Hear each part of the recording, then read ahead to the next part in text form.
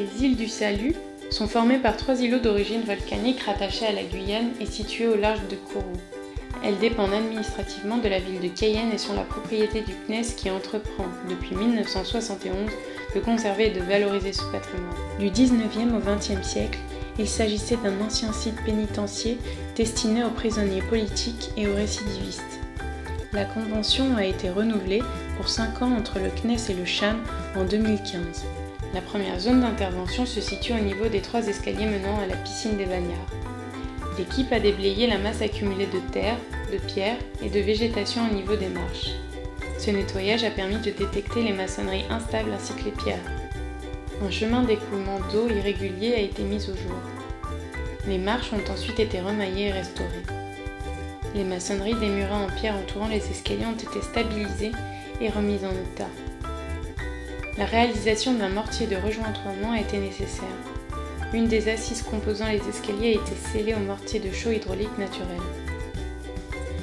La seconde zone d'intervention concerne le carbet des pompiers du régiment du service militaire adapté qui connaît des désordres au niveau de ses maçonneries. La première phase a été de déposer l'ensemble des volets et des gonds, puis de remplacer les pierres de jambage sur les 2 portes d'accès. Le rejointoiement a été effectué sur l'ensemble des pieds droits des pierres de taille.